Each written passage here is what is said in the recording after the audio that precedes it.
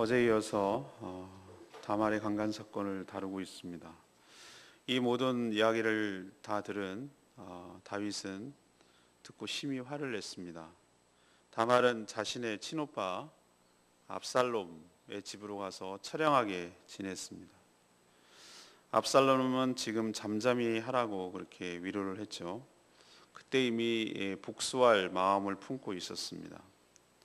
그는 양털을 깎는 날, 우리는 이 문화가 없기 때문에 잘 이해하지 못하지만 아마 그날은 큰 수확이 있는 날이기 때문에 목축업을 하는 사람들에게 있어서는 큰 기쁨의 날이기 때문에, 소득이 생기는 날이기 때문에 잔치에서 왕과 왕자들을 초대해서 잔치를 베푸는데, 그래서 왕과 왕자들을 초청했지만 다윗은 거절했고 계속 요청을 하자 왕자들만 가라고 했습니다. 그래서 암논도 갔는데 암논이 술에 취했을 때 압살롬의 지령을 받은 종들이 그를 죽였습니다.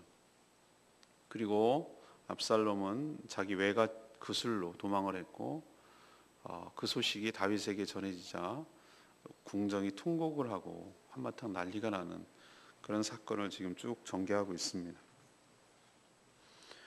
자, 이 말씀을 통해서, 이 스토리를 통해서 하나님께서 무슨 얘기를 하고자 하는가? 20절에서 22절까지 말씀을 근거로 죄악은 반드시 공의롭게 해결되어야 될 줄로 믿습니다. 다말은 옷을 찢고 죄를 뒤집어 쓰며 슬피 울며 친오빠 압살롬의 집으로 향했습니다. 이런 행색과 모습은 누가 봐도 겁탈을 당한 모습이었죠. 압살롬은 자초지종을 듣고 지금은 잠잠하라고. 왜? 어쨌든 간에 제일 큰 형이고 괜히 섣불리 했다가는 오히려 역공격을 당하고 모함을 받을 수 있으니 잠잠하고 근심하지 말라라고 위로를 합니다. 그 집에서 슬피 울며 처량하게 지내니라. 한 여인의 인생이 이렇게 꽃도 피지 못하고 지고 마는 것이죠. 압살롬이 잠잠하고 근심하지 말라라고 누이에게 말한 것은 이 일을 두고 아버지 다윗이 어떻게 처리하는지를 지켜보겠다, 두고 보겠다, 그런 뜻입니다. 만약에 공정하게 처리하지 못하고 분명하게 일을 바르게 잡지 않을 경우, 만족할 정도로 충분히 처벌하지 않으면 자신이 대신해서 복수해 줄 테니 너는 지금은 참고 기다리라는 무서운 말입니다. 이 모든 일을 들은 다윗은 오늘 보니까 21절에 심히 분노했다고 그랬어요. 심히 분노했다. 자기 집안에서 자기 자녀들 가운데 이런 일이 벌어졌으니 얼마나 기가 막히고 화가 났겠어요. 그런데 말이죠, 그것뿐이었어요. 그냥 심히 화내고 끝났어요. 그 뒤에 얘기가 없어요. 암논에게 별다른 조치를 취하지 않았어요. 장남이라서 또 차기 왕이 될 수 있기 때문에 관대할 수도 있지만 왜 그런가 한번 생각해 봤더니 자신이 바로 그런 똑같은 죄를 지었기 때문에 그래요. 권위가 추락했어요. 자녀라도 백성들이라도 죄를 꾸짖고 정죄하고 형벌을 줄 수가 없어요. 그래서 죄가 무섭다고 말하는 것이죠. 오늘 우리에게 주시는 교훈은 이거예요. 죄는 반드시 거기에 상응하는 형벌이 따라와야 합니다. 유야무야하고 공의롭게 처리되지 않으면, 공의가 상실되면 사적으로 복수하려고 할 거예요. 다윗은 지금 큰 실수를 하고 있는 것이에요. 자녀기 때문에 관대할 게 아니라 자녀기 때문에 오히려 엄격해야 다 살릴 수 있는 길인데, 암논도 살리고 압살롬도 살리고 다말도 살리고 할 수 있는 방법을 찾았어야 되는데 그냥 화만 냈어요. 그리고 끝이에요. 그것이 문제라는 것이죠. 그럼 어떻게 했어야 되는가? 암논을 죽일 수도 있는 것이고 거기에 대해 상응하는 벌, 아니면 굉장히 큰 근신을 주고 다말과 결혼을 시키든지 어떤 조치를 취했어야 되거든요. 그래서 궁정 안에서 이스라엘 내에서 이런 일이 벌어졌을 때는 큰 대가를 치르는구나라는 것을 모든 사람들이 깨닫게 했더라면, 상응하는 벌을 줬더라면 압살롬이 저렇게까지 복수의 칼을 갈고 칼부림을 했을까? 다말이 저렇게 수치를 안고 평생 동안 지내야 했을까라는 생각을 해보는 거예요. 왕으로서 그런 조치를 공의하게 엄정하게 공의를 세우지 않았기 때문에 이런 현상이 일어나는 것이에요.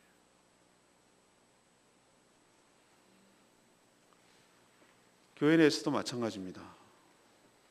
교회 내에서 사랑을 엄청 강조를 해요. 예, 맞습니다. 사랑 안에서 모든 것을 해야 됩니다. 그런데 무엇이 상실되어 버리냐면 공의가 상실되어 버렸어요. 잘못을 잘못이라고 얘기를 하지도 못할 분위기가 됐어요. 해도 소용이 없고 잘못을 해도 그냥 쉬쉬하고 덮어가고 그냥 좋은 게 좋은 거라고 사랑으로 덮어야 된다라고 말을 하는데, 사실은 알고 보면은 그렇게 행하는 것이 사랑이 아니라 더 큰 죄를 가져오는, 무서운 것을 가져오는 결과를 초래한다는 것을 우리가 깨달아야 되는 것입니다. 한국교회의 권위가 약화되는 것은 죄를 죄라고 하지 않고 잘못을 해도 거기에 대해서 아무런 조치를 취하지 않기 때문에, 그렇기 때문에 권위가 추락되고 비슷한 일이 계속 반복되어도 자신이 그러한 사람이니까 뭐라고 정죄할 수가 없는 것이, 이것이 우리의 도덕성을 약화시키고 교회의 권위를 약화시키고 하나님의 공의가 이 땅에 실현되는데 결정적인 장애가 되는 것이, 오늘 분명히 하나님께서 도전하고 계신 첫 번째 교훈은 그거예요. 죄악이 있으면 거기에 상응하는 형벌이 따르고 그 모든 것들을 하나님의 법도대로 공의롭게 해결해야, 그래야 그게 사람이 정도 없는 것이 아니고 어쩌면 저렇게 인간미가 없냐 이렇게 말할 수도 있으나, 그러나 하나님의 공의와 인간미는 전혀 상관이 없어요. 잘못한 것을 잘못했다고 인정하고 그것을 사과하고 회개하고 그렇게 공정하게 처리하는 것이 오히려 모두가 사는 길이에요.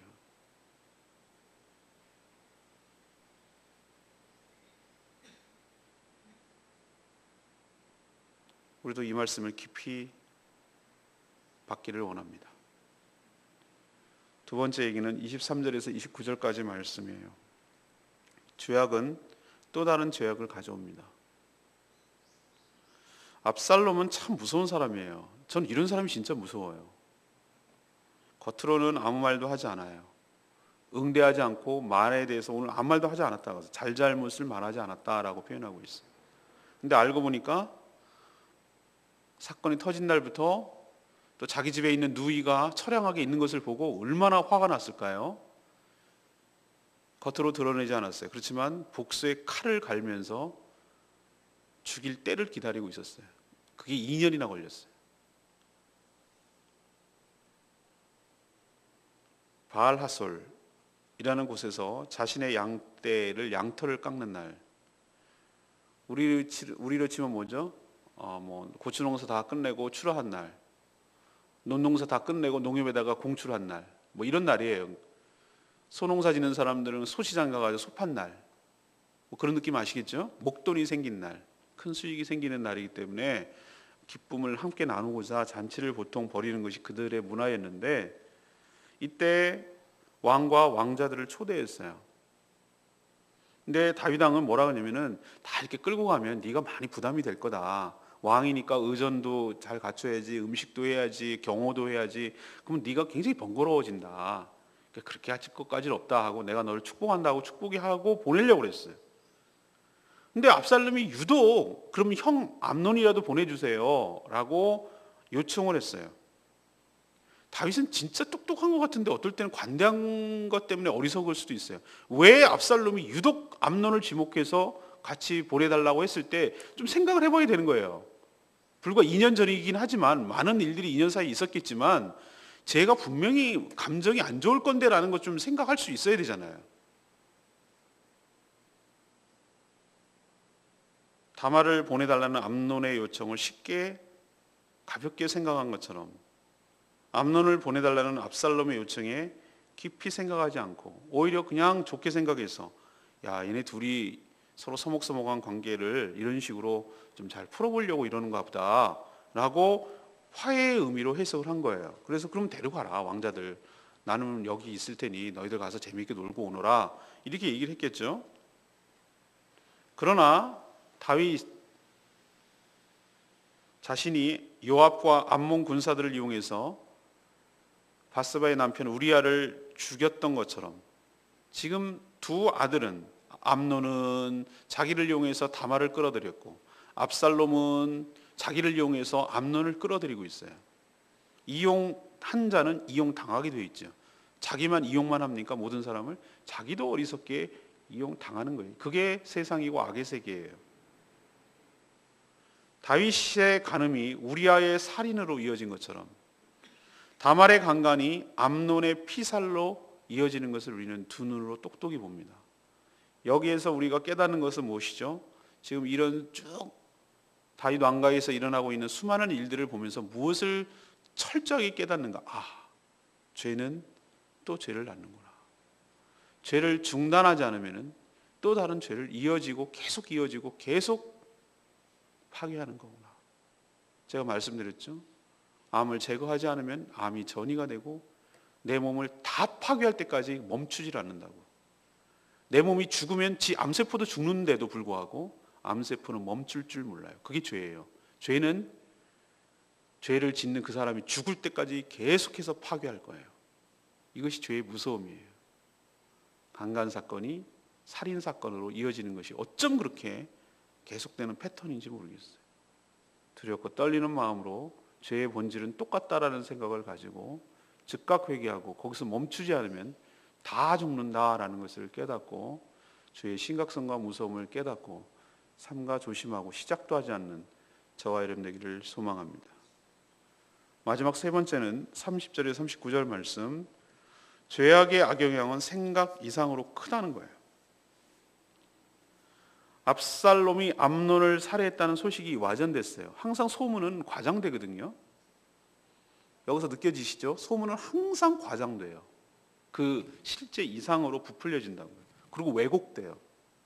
그래서 직접 당사자들이 들어야지, 당사자들한테 들어도 자기에게 유리한 쪽으로 얘기하기 때문에 감안해서 들어야지.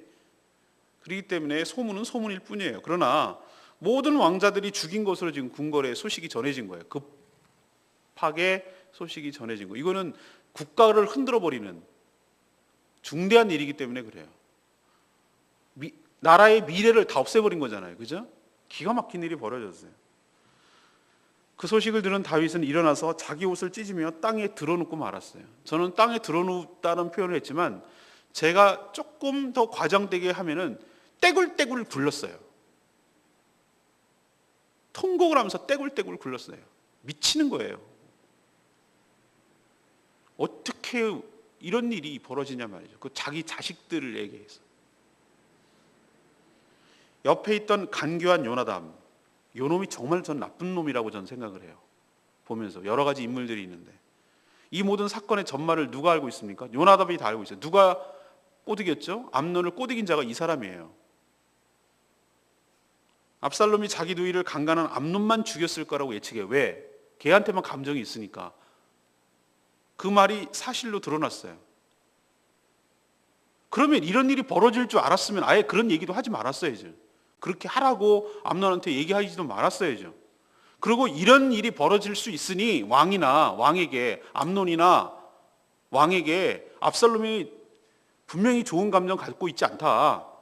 그러니까 저거 마음 풀어주지 않으면은 무슨 일 벌일지 모른다라고 왕에게 주의를 시키거나 아니면 임금님 암논이 내 친구이긴 하지만 이거 공의롭게 처벌하지 않으면은 압살롬이 가만히 안 있을 겁니다. 아니면 압살롬을 항상 감시를 하든지 주의를 주시든지 그렇게 해야 여기에 안 일어납니다. 무슨 일이라고 얘기를 해야 되죠. 일 다 벌어진 다음에 암논이만 죽였을 겁니다. 이렇게 말하면 뭔 소용이 있냐 말이죠.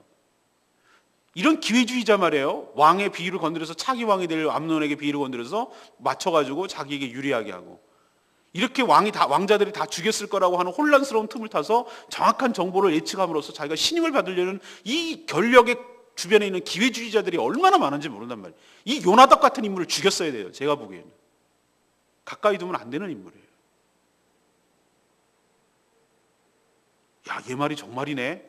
얘 정말 정확하게 상황 판단을 하네. 얘 똑똑하니까 측근에 두기가 천만의 말씀. 진짜로 위하는 것은 이런 일을 막는 것이지 이런 일을 정확하게 맞추는 게 측근이 아니고 도와주는 게 아니에요.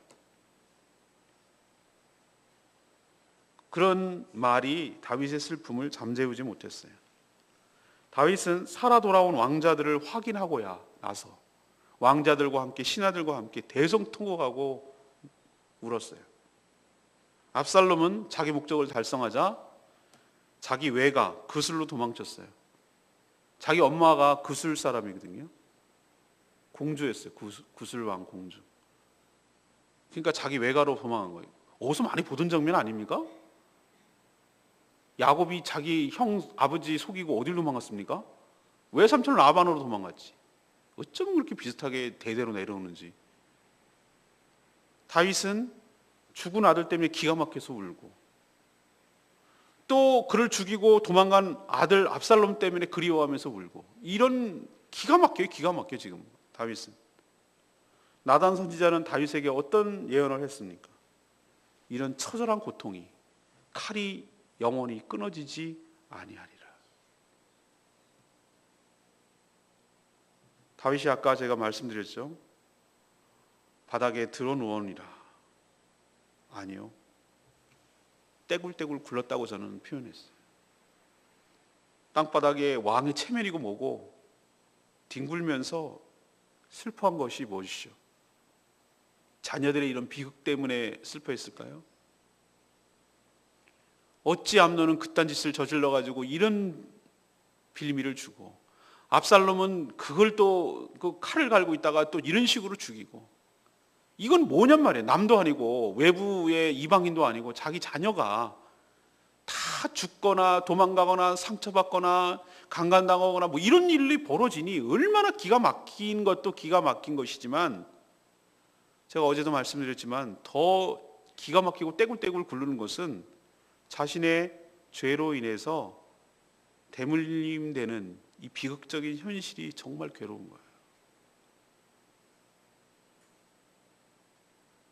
제가 말씀드렸죠. 위에 때인데 왜 밑에 때까지 그게 내려갈까?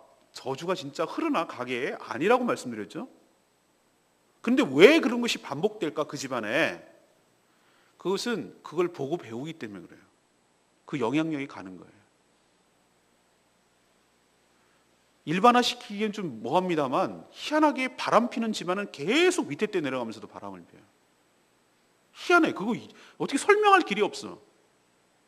그리고 알코올 중독에 있는 가정들 보면은 그렇게 아버지의 알코올 중독 때문에 피해를 많이 보고 정말 이를 갈았을 거란 말이죠. 맨날 오면은 두드러 패고 뭐 살림하고 하는 거 보면 얼마나 막 불을 냈을 거 아니에요, 그죠?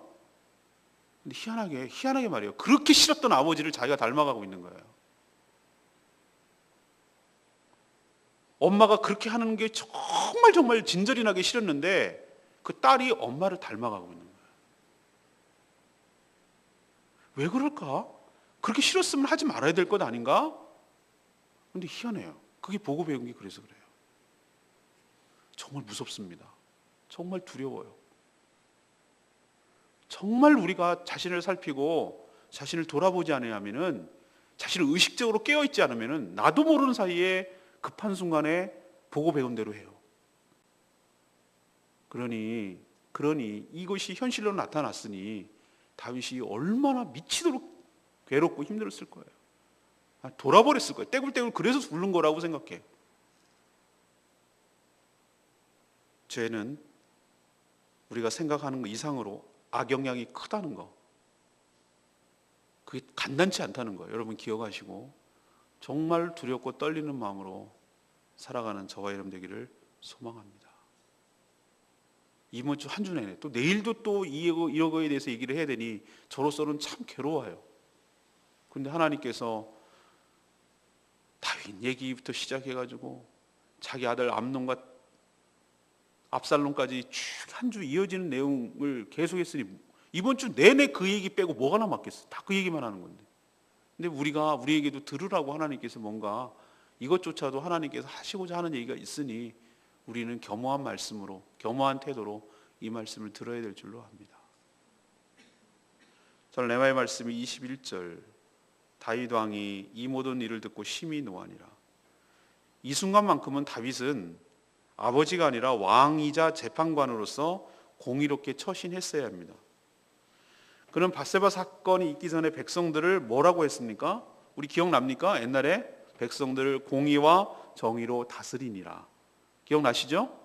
그래서 존경과 사랑을 받고 그 권위가 섰단 말이에요. 그러나 정작 자신의 자녀에게는 그렇게 하지 못했어요. 일단 자신의 죄로 인해서 권위가 추락했기 때문에 위신이 안 서요. 물론 용서는 받았지만 본이 되지 않고 영이 서지 않아요.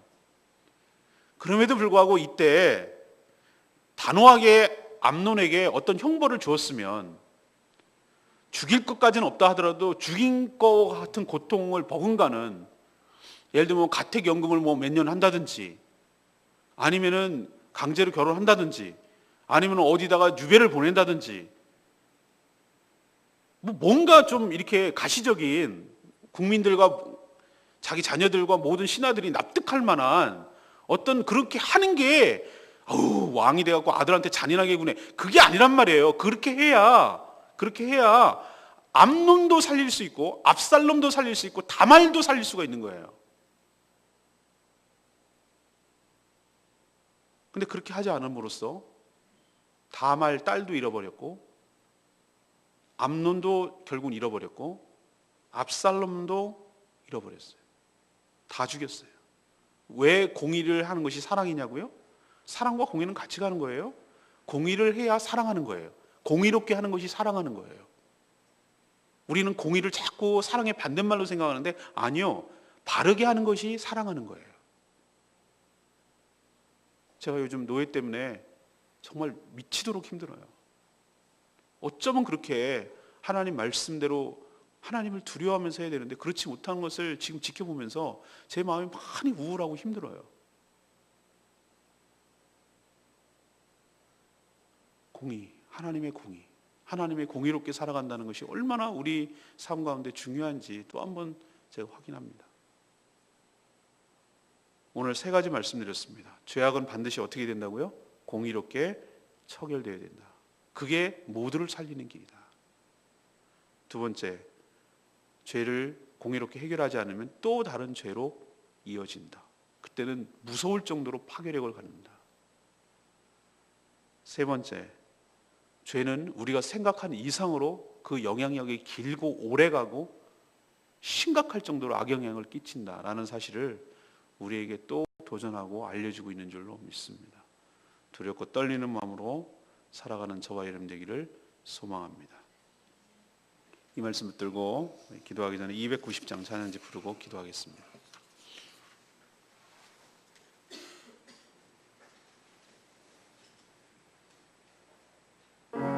오직 주님만 나의 마음을 알고 주님만 나의